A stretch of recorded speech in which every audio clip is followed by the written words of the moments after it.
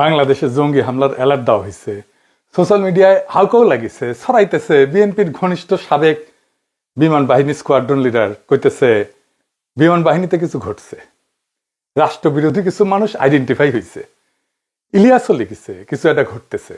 ভাবলাম দাবিটা যাচাই করি নিজেই ঘাটাঘাটি শুরু করলাম। যা ভাই রইল সেটা আসল ঘটনা। ওরা যে গপ্প বানাইতে চাইতেছে আর সত্যি যেটা, দুটা সম্পূর্ণ আলাদা। ঘটনাগুলো বিচ্ছিন্নভাবে ঘটিছে। অনেক ডট মিলায় একটা গল্প দাঁড় করাইলে এই বিমান বাহিনী, এই জঙ্গি সবকিছু মিলায় একটা চেহারা দাঁড়ায় যায়। আসেন সেই চমকপ্রদ গা শিউরানো ঘটনা একসাথে দেখি। 23 এপ্রিল মিরপুরের সেনানিবাসের ন্যাশনাল ডিফেন্স কলেজে ক্যাপস্টোন কোর্সের সমাপনী অনুষ্ঠানে ওয়াকারুজ্জামান গেছিলেন প্রধান অতিথি।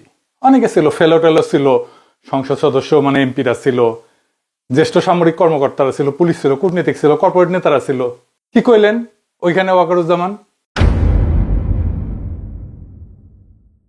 উনি কইলেন দীর্ঘ সময় ধরে আমরা মাল্টি রোল কমব্যাট এয়ারক্রাফট কিনি নেই। কক্সবাজার বা চট্টগ্রামে পর্যাপ্ত আকাশ প্রতিরক্ষা থাকলে হয়তো এই রোহিঙ্গা সংকট সৃষ্টি হইতো না। উনি আরো কইলেন শক্তিশালী প্রতিরক্ষা ছাড়া পররাষ্ট্রনীতি কার্যকর হয় না। আজ যদি 1000 কোটি বিনিয়োগ হইতো, ভবিষ্যতে 50,000 কোটির ক্ষতি এড়ানো যাবে। আমরা যুদ্ধের প্রস্তুতি নেই যুদ্ধ এড়ানোর জন্য।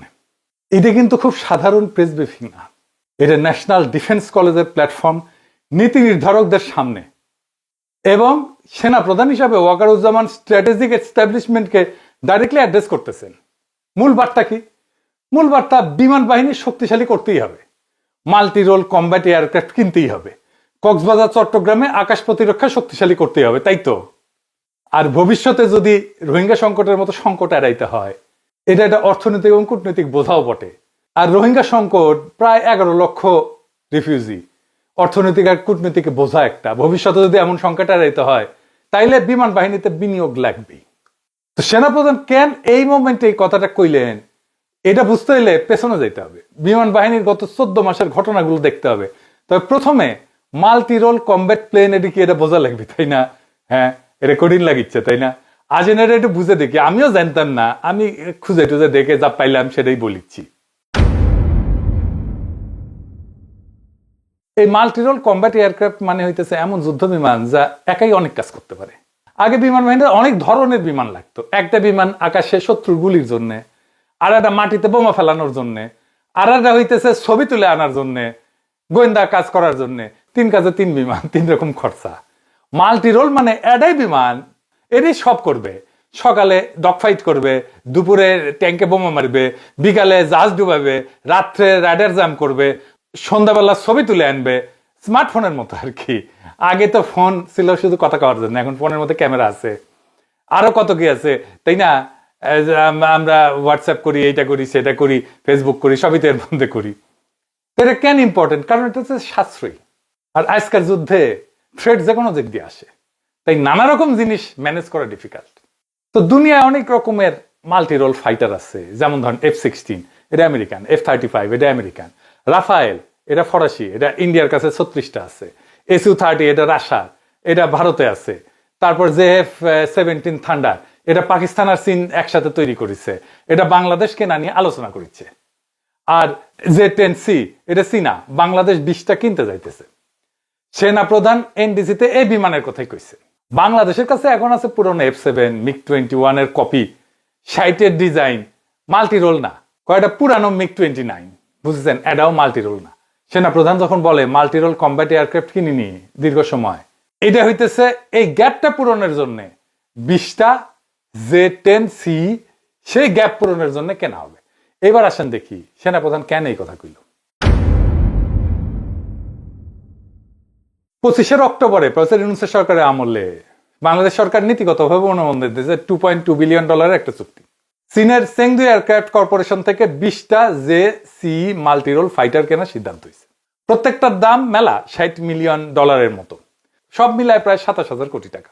এটা কিস্তিতে দিছে, আমাদের এখনই দিতে হবে না, সব 10 বছরে পরিশোধ করতে হবে। তার মানে হইতেছে আমাদের প্রত্যেক বছর শোধ করতে হবে 2,700 কোটি টাকা, খুব বেশি না। কোথায় মোতায়েন হবে? কক্সবাজার এবং বরিশাল। ওয়াকারুজ্জামান NDC-তে যে মাল্টি রোল কমব্যাট এয়ারক্রাফটের কথা কইছেন সেটা এই বিমান।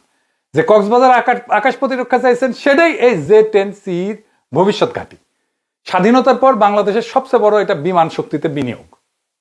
খুবই ভালো কাজ হয়েছে এটা। J-10C পিছনে এটা ইতিহাস আছে।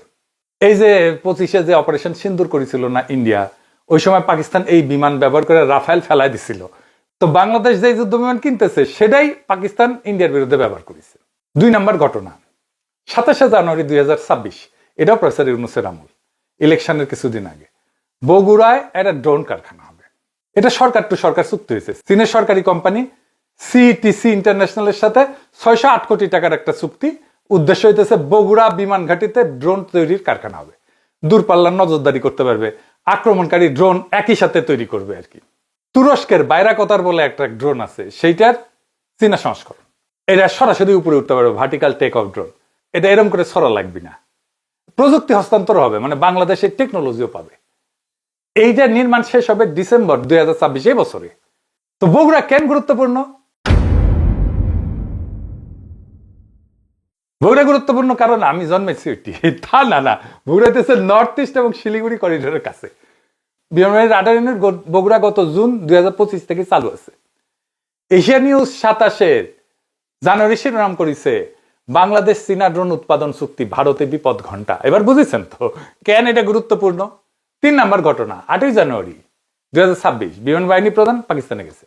রাওয়ালপিন্ডির জিএসকে তে দেখা করছেন ফিল্ড মার্শাল আসিম মুনিরের সাথে। আলাদাভাবে নৌবাহিনী প্রধান অ্যাডমিরাল নাভিদ সাহেবের সঙ্গেও আলাপ করছেন। আলোচনার বিষয় কি ছিল? F-17 থান্ডার যুদ্ধ বিমান কেনা, তারপরে পুরানো বহনের আধুনিকায়ন, রাডারের সমন্বয় ইত্যাদি। এর বাইরে গত 12 মাসে 4 জন জ্যেষ্ঠ পাকিস্তানি সামরিক কর্মকর্তা ঢাকা এসেছেন। অক্টোবর 24 থেকে 28, 2025 পাকিস্তানের চিফ অফ স্টাফ কমিটির চেয়ারম্যান জেনারেল শাহির শামদাদ মির্জা ঢাকায় আসছিলেন। কয়েক দশকে বাংলাদেশে আসা সবচেয়ে গুরুত্বপূর্ণ সিনিয়র পাকিস্তানি সামরিক কর্মকর্তা। এনে 3টা ঘটনা একসাথে রাখেন। বাংলাদেশ চীন থেকে $2.2 বিলিয়ন 20টা J-10C কিনতেছে। বগুড়ায় চীনের সঙ্গে ড্রোনের কারখানা বানাইতেছে। পাকিস্তানের সঙ্গে F-17 এর আলোচনা করতেছে। বিমান বাহিনী প্রধান পাকিস্তান ফিল্ড মার্শালের সঙ্গে বৈঠক করছে। স্বাধীনতার পর বিমান বাহিনীর সবচেয়ে দ্রুত আধুনিকায়ন চলতেছে এবং এটা চীন এবং পাকিস্তানের সাথে একসাথে মিলে, তাই না? এটা কিন্তু এইখানে ইন্ডিয়া বিলাইছে।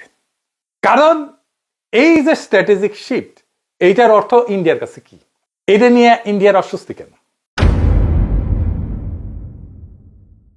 কারণ তারা চিকেন নেক নিয়ে খুবই টেনশনে পড়ে গেছে। এই জন্যই নভেম্বর 25 থেকে ইন্ডিয়া 3টা নতুন সেনা ছাউনি চালু করছে, জানেন? আসামের ধুবড়িতে, বামুনিতে, বিহারের কিষানগঞ্জ, পশ্চিমবঙ্গের উত্তর দিনাজপুরে চোপড়ায়, সবগুলা বাংলাদেশের সীমান্ত জুড়ে। মানে মনে হয় যুদ্ধ করতে আসতেছে।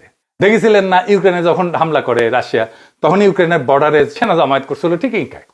ভারতের গণমাধ্যমে একই সুর। দ্য ফেডারেল পত্রিকা 24শে নভেম্বর লিখছে, ইংরেজি যেহেতু লিখেছে ঠিকই লিখেছে, তাই না? তো বাংলা করলে হয়, সাম্প্রতিক মাসগুলোতে বাংলাদেশে আসা প্রত্যেকটা পাকিস্তানি সামরিক প্রতিনিধি দলে কাশ্মীর পাঞ্জাবে ভারতের বিরুদ্ধে সন্ত্রাসী কার্যক্রমে পরিচালনায় জড়িত ISI কর্মকর্তারা ছিলেন। ওরে বাবা, এরা ISI খুঁজে বেরিয়েছে। প্রত্যেকটা প্রতিনিধি দলে ISI, প্রত্যেকটা। এটা কি? এটা কোনো কথা? এই যে স্ট্রাকচার, এটাই তো বার্তা। বাংলাদেশ পাকিস্তান কাছাকাছি আসার প্রত্যেকটা দিক, কূটনীতিক হোক সামরিক হোক, ISI এর অনুপ্রবেশ হিসেবে দেখানো হবে। এটাই তো বার্তা। ভারতের অস্বস্তি তো বোঝা যায়। বছরের পর বছর তো হাসিনা যা দিছে সেটা তো চিরজীবন মনে রাখবে, তাই না?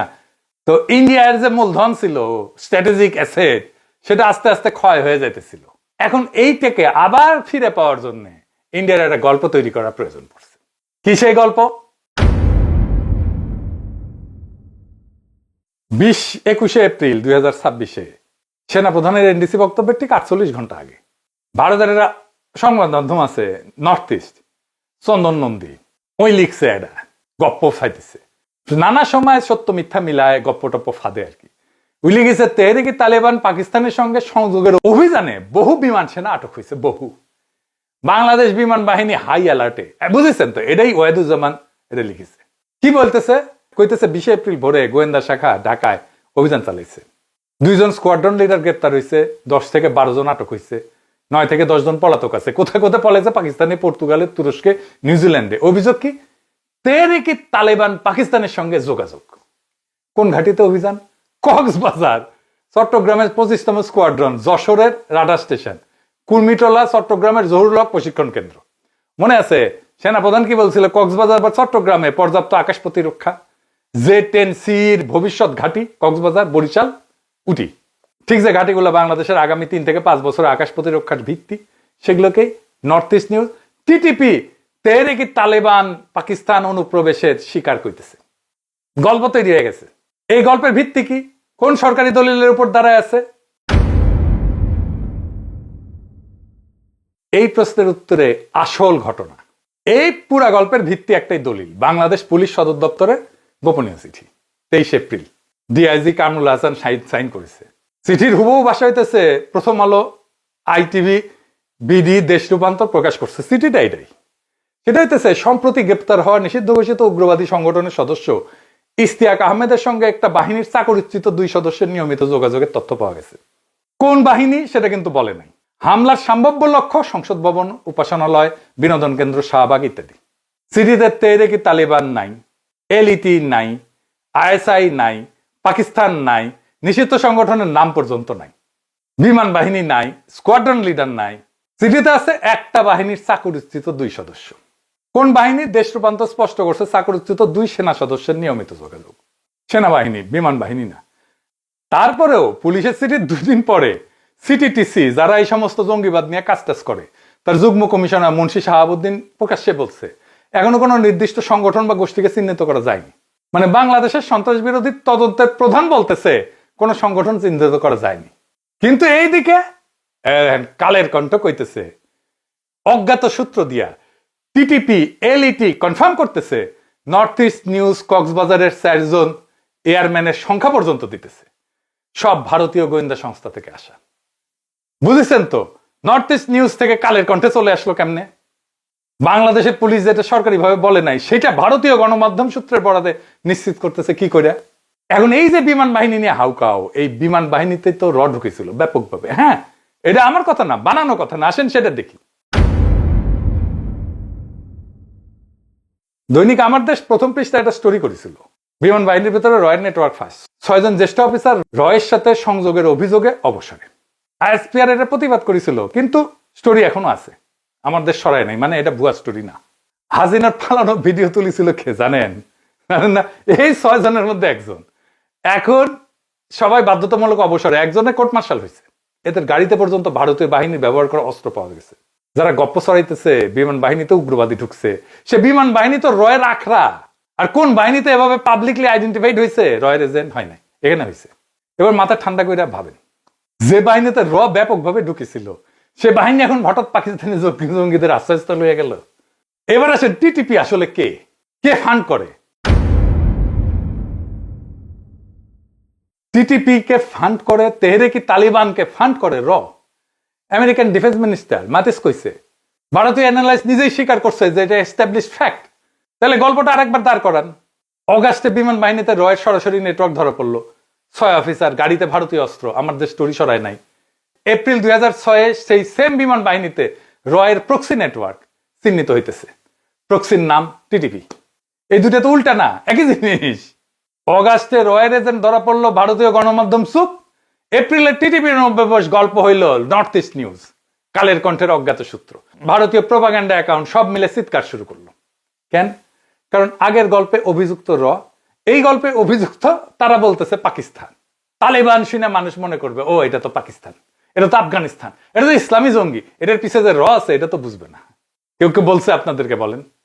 তাহলে এখন বিমান বাহিনীকে যদি বিতর্কিত করা যায়, পাকিস্তানকে এর মধ্যে ঢোকায়, তাহলে তো বিমান কেনা আটকানো যাবে, বগুড়ায় চীনের ড্রোন ফ্যাক্টরি আটকানো যাবে, এবং চায়নার সাথে যে $2.2 বিলিয়ন চুক্তি হয়েছে বিমান কেনার, সেটাকে চাপে ফেলা যাবে। আগস্টের গল্প তো তাদের কাজে লাগে নাই, এপ্রিলের গল্প কাজে লাগে। এই জন্য দেখেন কোনো ইন্ডিপেন্ডেন্ট কোনো ফ্যাক্ট চেক নাই, ভেরিফাইবল এভিডেন্স নাই, কোন অফিসারের নাম নাই, দরকারও নাই। গল্পটাই তো দরকার, সত্যি তো দরকার নাই। এবার 23 এপ্রিল ফিরে আসেন। সকালে NDC-তে সেনাপ্রধান বললেন বিমান বাহিনী শক্তিশালী করতে হবে। সেই দিনই পুলিশ চিঠি দিল, সেনাবাহিনীর চাকরিচ্যুত 2 জনের কথা বললো। পরের 72 ঘন্টায় নর্থ ইস্ট নিউজে বিমান বাহিনীতে টিটিপির অনুপ্রবেশ, কালের কণ্ঠে অজ্ঞাত সূত্র দিয়ে টিটিপি, LTP এই সমস্ত কিচ্ছা ফেললো।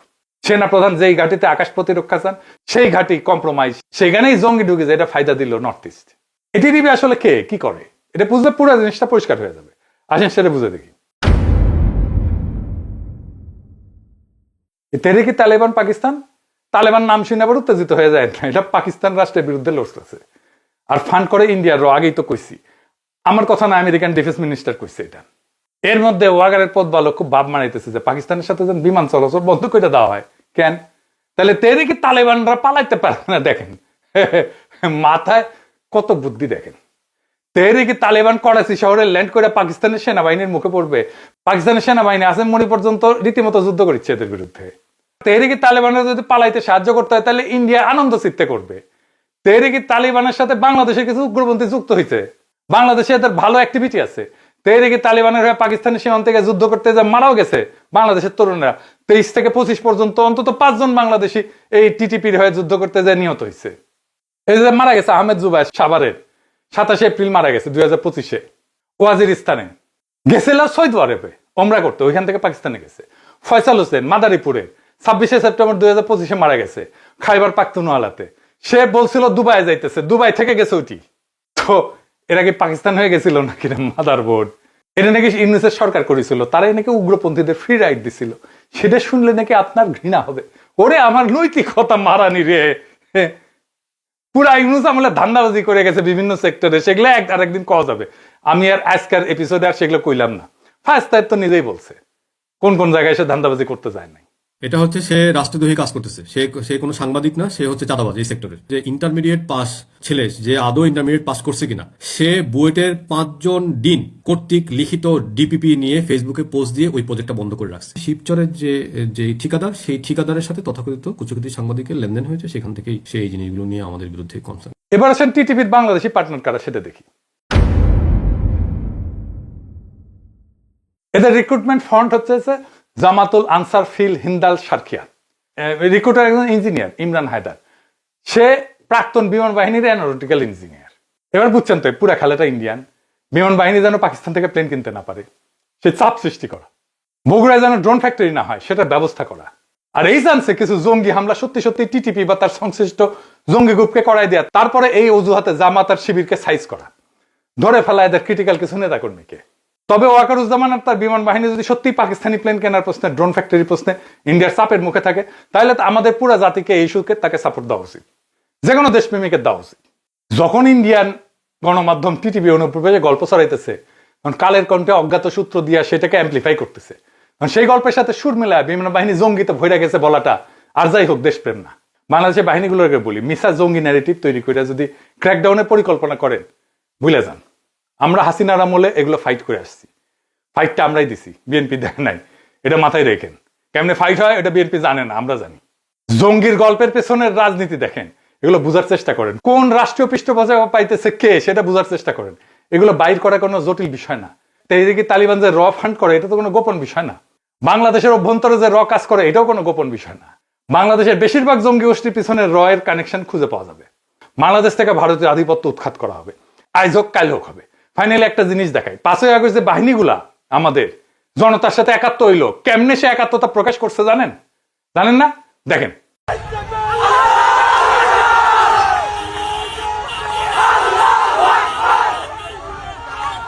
দেখছেন?